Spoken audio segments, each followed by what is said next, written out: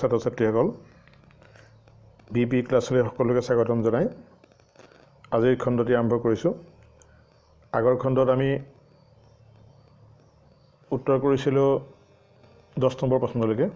আজি 11 নম্বৰ প্ৰশ্নৰ পৰা উত্তৰ কৰিবলৈ লৈছোঁ। তোমালোকে এই চেনেলটো ছাবস্ক্ৰাইব কৰি ল'লে তোমালোকৰ নৱম আৰু দশম শ্ৰেণীৰ সম্পূৰ্ণ পাঠ্যক্ৰমৰ আলোচনা যিহেতু পাবা, অৰ্থাৎ ফ্ৰী টিউটৰিয়েল, তোমালোকে ছাবস্ক্ৰাইব কৰি ল'বা। তেতিয়া তোমালোকে ইয়াৰ পাঠৰসমূহ মই ভিডিঅ'সমূহ আপলোড কৰাৰ লগে লগে তোমালোকে পাই যাবা। এতিয়া আমি 11 প্ৰশ্নটোলৈ গৈছোঁ। ইয়াত উৎপাদক বিশ্লেষণত কৰিবলৈ কৈছে। উৎপাদক বুলি জানিলে আমি কৰিব লাগিব কি, 2 বা ততোধিক ৰাশিৰ পূৰণফল হিচাপে প্ৰকাশ কৰিব লাগে। এতিয়া এই যিটো কিউব আছে, 3টা কিউব, আমি এটা পোৱা অভেদৰ লগত ইয়াক আমি তুলনা কৰি চাব পাৰোঁ। সেই অভেদটো হ'ল x³ plus y³ plus z³ minus 28xyz। এতিয়া এই অভেদটোৰ এই প্ৰশ্নটো পৰে নেকি আমি তাত পৰীক্ষা কৰি চাব লাগে। যদি পৰে তেতিয়াহ'লে সেই অভেদটোৰ মতে আমি বিশ্লেষণ কৰি দিলেই উত্তৰটো হ'ব। যিহেতু আমি অভেদটোত পাইছিলোঁ যে আমি ইয়াত সংখ্যা লৈছোঁ a³ plus b³ plus c³ minus 28abc। এই অভেদটোৰ আমি পাইছিলোঁ যে ইয়াৰ যদি আমি বিশ্লেষণ কৰোঁ তেতিয়াহ'লে আমি এনেকুৱা এটা ৰাশি পাইছিলোঁ। আগত তোমালোকৰ অভেদত দিয়া আছে যে a plus b plus c into a² plus b² plus c² minus ab minus bc minus ca। তাত আমি এইটো উভয় পাইছিলোঁ। গতিকে তাক এইমতে আমি যদি কৰিবলৈ চাওঁ, আমি পালে প্ৰথমতে তাক এই সূত্ৰটোত বা এই অভেদটোত পৰে নেকি প্ৰথম আমি পৰীক্ষা কৰি চাই লওঁ।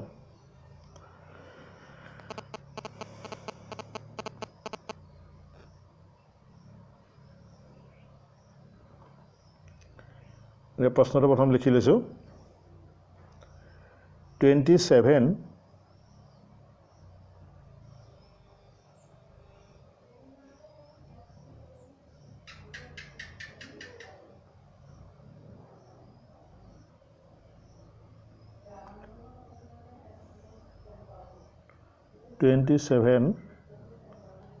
x³ plus y³ plus z³ minus 9xyz।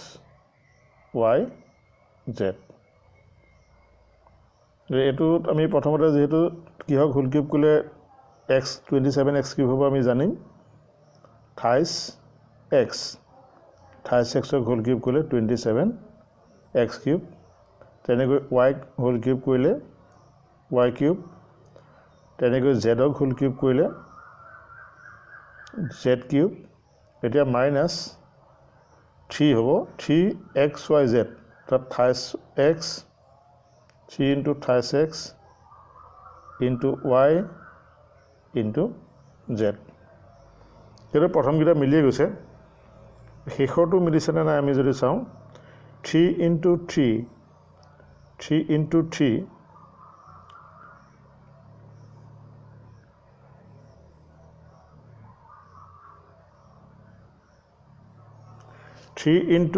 3 into 9 হ'ব। xyz আছে, xyz হ'ব। গতিকে এইটো মিলিছে, যে সূত্ৰত পৰিছে। গতিকে আমি তাক লিখিব পাৰিম, তাক বিশ্লেষণ কৰিব পাৰিম। a plus b plus c অৰ্থাৎ 28x, আমি যদি এইটোক a বুলি ধৰোঁ, 28xক a বুলি ধৰোঁ, y b, z মানে হ'ল c। অৰ্থাৎ তোমালোকে নিশ্চয় ধৰিব পাৰিছা যে এইটো হ'ল a³, এইটো হ'ল b³, এইটো হ'ল c³ আৰু এইটো হ'ল 3abc। গতিকে এইটো যেতিয়া আছেই আমি সূত্ৰত পেলাব পাৰিম। সূত্ৰটোত পেলালে আমি লিখিব পাৰিম x plus thys x plus y plus z into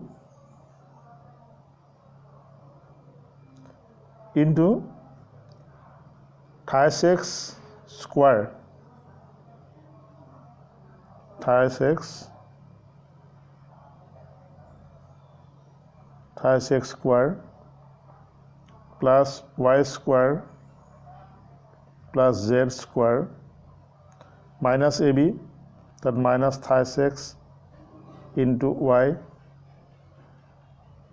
minus bc y into z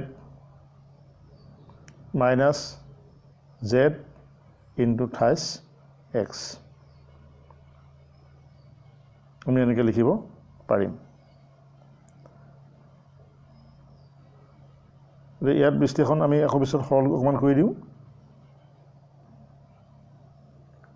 সমান thys x plus y plus z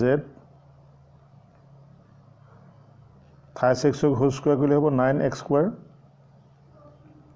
y whole square কৰিলে হ'ব y square, z whole square কৰিলে হ'ব z স্কোয়াৰ, আনহাতে এই দুটা পূৰণফল হ'ব minus thys xy minus yz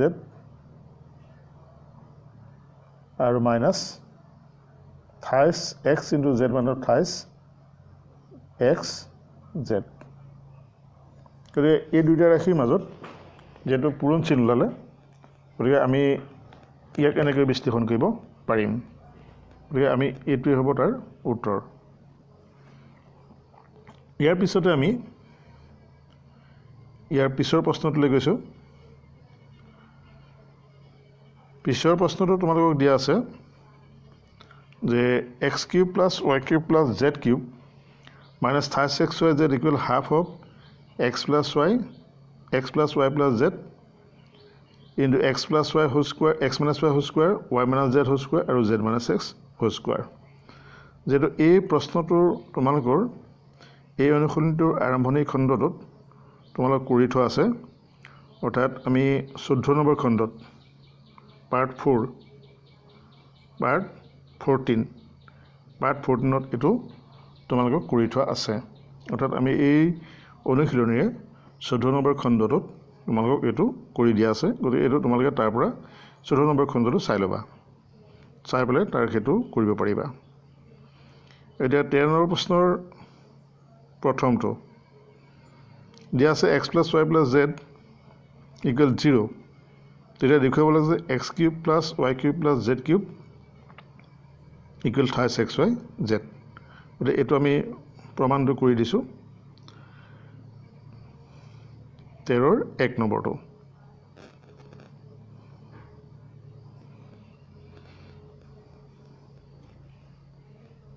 আমি জানো, আমি অভেদটো পাইছিলোঁ যে আমি জানো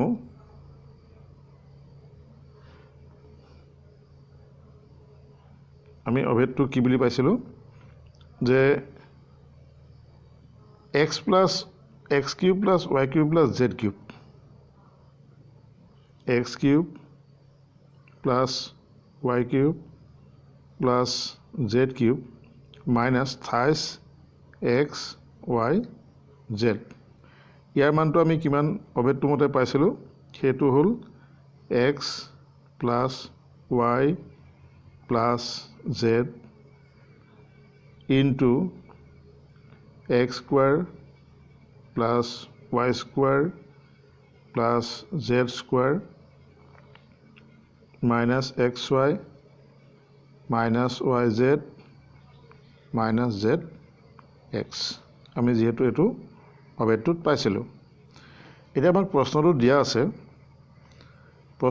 আছে যে x plus y plus z equal 0 দিয়া আছে। গতিকে আমি x প্লাছ y প্লাছ zৰ মান 0 পাতি দিওঁ, তেতিয়া কি হ'ব চাওঁ। আমি বাওঁহাতৰখিনি বাওঁহাতে পাতিলোঁ, x cube plus y cube plus z cube minus thys x y z। আমি x প্লাছ y প্লাছ zৰ মান যিটো 0 into x square plus y square plus z square minus xy minus yz minus zx. এতিয়া শূন্যৰ যিকোনো ৰাশিক যদি পূৰণ কৰা হয় তাৰ পূৰণফলটো কিমান হ'ব? শূন্য হ'ব। গতিকে সমপক্ষটো সম্পূৰ্ণ শূন্য হৈ গুচি যাব। গতিকে আমি লিখিব পাৰিম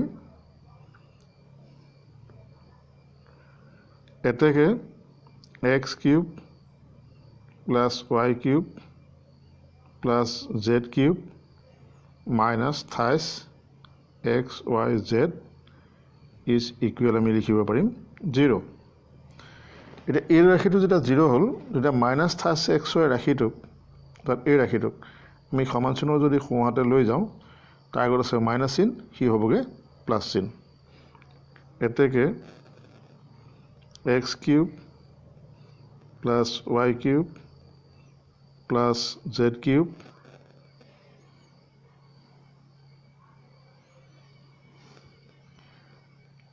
ইজ ইকুৱেল আমি 28xy জেডটো আমি কি কৰিম সমান চিহ্ন সোঁহাতে লৈ গ'ল কি তাৰ গ'লে প্লাছ হ'ব প্লাছ 28xy জেড।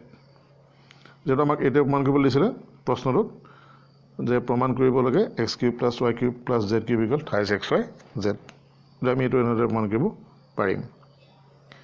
এটা তাৰ পিছৰটো প্ৰমাণলৈ আমি যদি যাওঁ তাতো দিয়া আছে a plus b plus c equal 0 দি থোৱা আছে।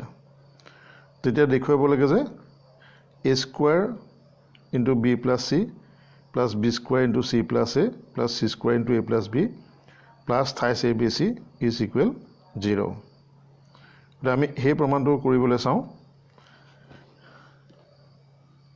a plus b plus c equal 0 দি থোৱা আছে।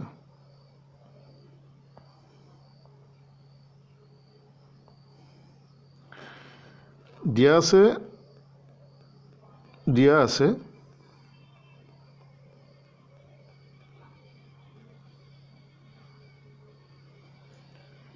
a plus b plus c is equal 0। তেতিয়া a প্লাছ b ইকুৱেল কিমান হ'ব? আমি ইয়াৰ পৰা যদি উলিয়াওঁ a plus b is equal minus c আৰু যদি উলিয়াওঁ b প্লাছ c ইকুৱেল কিমান হ'ব? b plus c equal minus a আৰু যদি উলিয়াওঁ c প্লাছ a ইকুৱেল কিমান হ'ব? হ'ব মাইনাছ b। অৰ্থাৎ আমি এই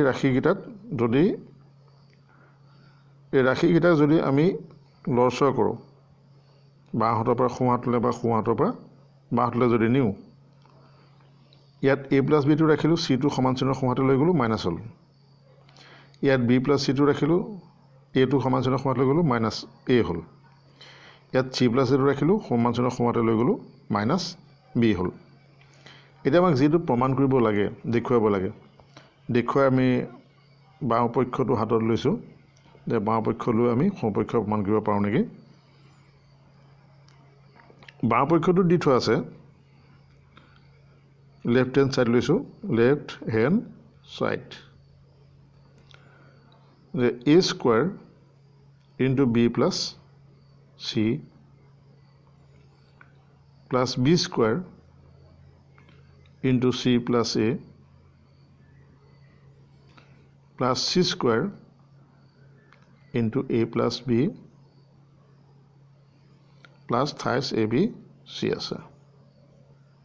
এইটো হ'ল বাওঁপক্ষত আছে। এতিয়া আমি যিটো b প্লাছ c মান পাতি থৈছোঁ b প্লাছ c মান হ'ল minus a c plus a মান হ'ল মাইনাছ b আৰু a প্লাছ b মান হ'ল মাইনাছ c। আমি সেই মানকেইটা বহাই দিওঁ। মানকেইটা বহাই দিলে b প্লাছ c মান হ'ল মাইনাছ a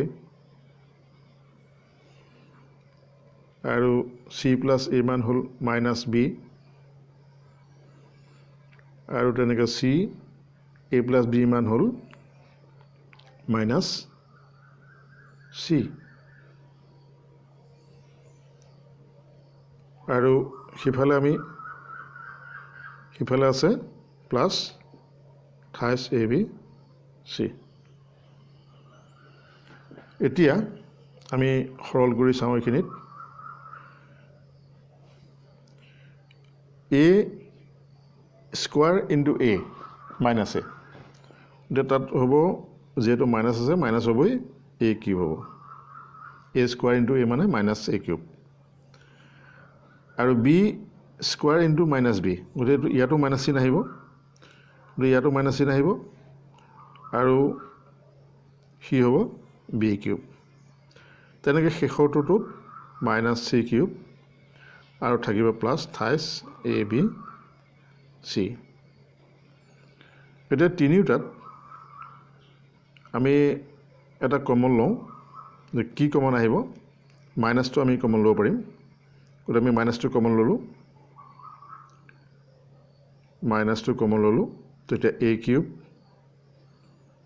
যেহেতু মাইনাছ কমন লোৱাৰ কাৰণে চিনবিলাক প্লাছ আহিলে প্লাছ c কিউব আনতে plus c cube plus থাইছ a b c আগত সি হ'বগৈ মাইনাছ থাইছ a b c গতিকে আমি পালোঁ minus a cube plus b cube plus c cube minus থাইছ a b c পালোঁ এতিয়া আমি আগতে পাইছিলোঁ যে a plus b plus c equal 0 যদি হয় তেতিয়াহ'লে a cube plus b cube plus c কিউবৰ মানটো কিমান হয় আমি আগতে পাইছিলোঁ যে a cube plus b cube plus c কিউবৰ মানটো কিমান হয় আমি পাইছিলোঁ যে a কিউব প্লাছ b কিউবৰ মান a cube plus b cube plus c কিউবৰ মানটো হ'ব থাইছ a b c গতিকে আমি যেহেতু সেইটো পাইছিলোঁৱেই আমি তাত মানটো বহাই দিওঁ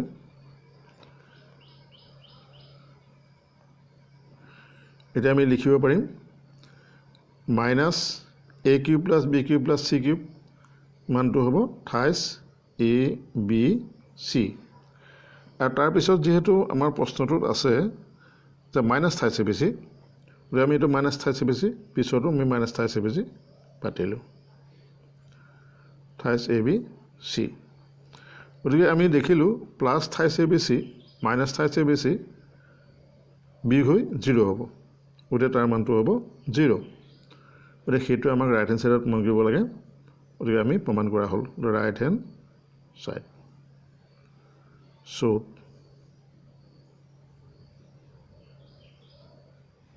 এনেকৈ আমি দেখুৱাব পাৰিম গতিকে আমি a প্লাছ b প্লাছ চিৰ মান দুটা ব্যৱহাৰ কৰিছোঁ প্ৰথম হ'ল a প্লাছ b মান উলিয়াইছোঁ b প্লাছ c মান উলিয়াইছোঁ c প্লাছ a মান উলিয়াইছোঁ আৰু লগতে আমি ইয়াত এইটোত যে থাইছ a b c বহালোঁ কি কাৰণে হ'ল এইটো যিহেতু